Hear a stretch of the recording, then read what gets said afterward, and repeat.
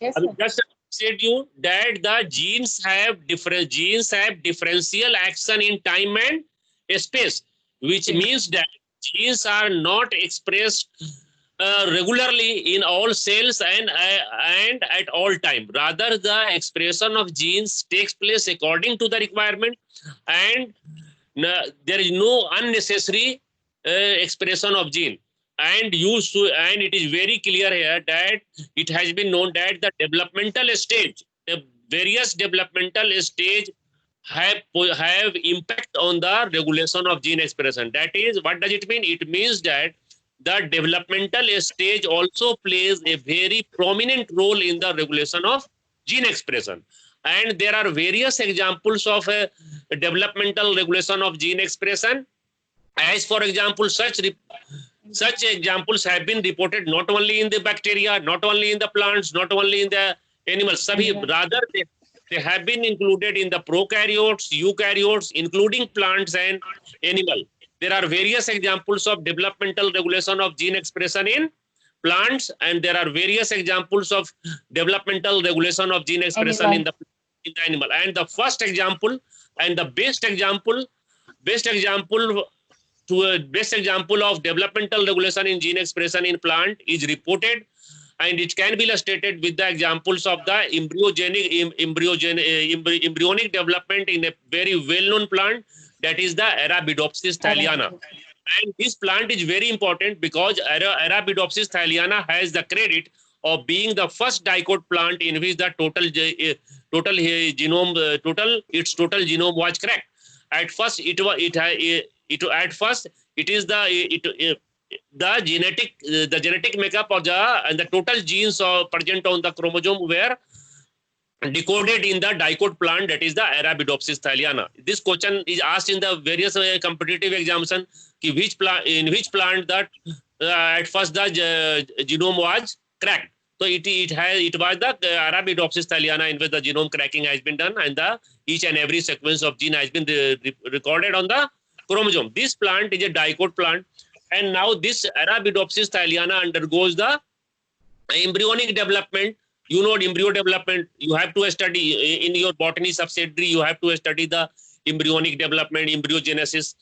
So this embryogenesis in the Arabidopsis thaliana is completed into 3 stages. I have written on a whiteboard. Look at the whiteboard here. I have shown here the earliest stage. Yes, early stage, male stage, latest stage. And in this embryonic development, these genes are involved. Which genes are involved? ABI3 genes, FUSC3 genes, LEC1 genes, and FUSC3 genes, and W2R2 genes. And the most important of these 2 genes are the very important gene is the first one, ABI3. ABI3, abscisic acid insensitive gene. This is the abbreviated form of the name of the genes. And this AB stands for abscisic acid, and this I3 stands for insensitive genes.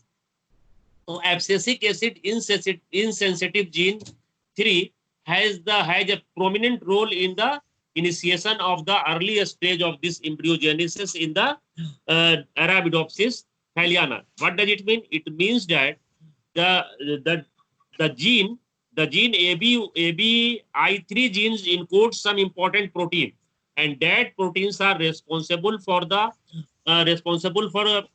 early stage of the development of the embryo in case of Arabidopsis thaliana. Similarly, the second very important gene is the LEC1 gene. LEC1 gene. This gene is responsible for inhibiting the chlorophyll breakdown. This gene inhibit the chlorophyll breakdown in the cotyledons in the seed. So in this way, there are various genes.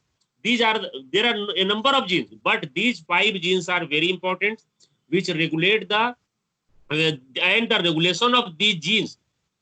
You are not going to study the embryology of this Arabidopsis thaliana. You are concerned here to know the expression of these 5 genes, ABI3, FUSC3, and such genes.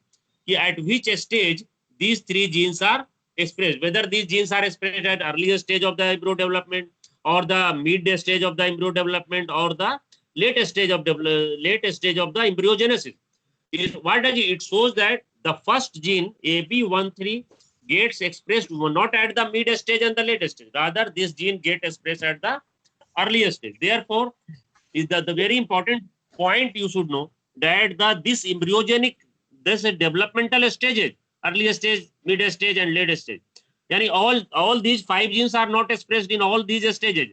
It means that the genes are present. All these genes are present in the embryo. All these genes are present in the zygote and in the embryo, but all the genes are not expressed at the same time. Rather, these genes are expressed, and their expression depends upon the stages of the embryo development. And at the various embryo development stage, the genes are expressed. And from this point, it becomes clear that as you know that environmental factors, light, temperature, humidity, as you have already studied in the chapter environmental regulation of gene expression. So there are various factors, not only the environmental factors, but the developmental factors and the developmental stages also play a very, very important role in the regulation of gene expression. It shows that all genes are present. All genes are present in all the cells, but all genes are not expressed at the same time, at the same space, same time, and same cell or same tissues or same organ. Rather, there are various stages of the development which are responsible for the regulation of gene expression. So in this Arabidopsis thaliana, there are various stages and the various genes and which are expressed according to, depending upon the various stages of the development. So this is very important. The first example of the environmental, first example of the developmental regulation of gene expression is the embryogenesis. The genes express the expression of genes involved in the embryogenesis of the Arabidopsis thaliana. This is the very important example from the plant side, and from the animal side, we will study the embryonic development in the Drosophila in the next lecture. But the very important point, Ujma, is that you have to go the note which I am going to provide you line by line, and in the next lecture we will discuss all these things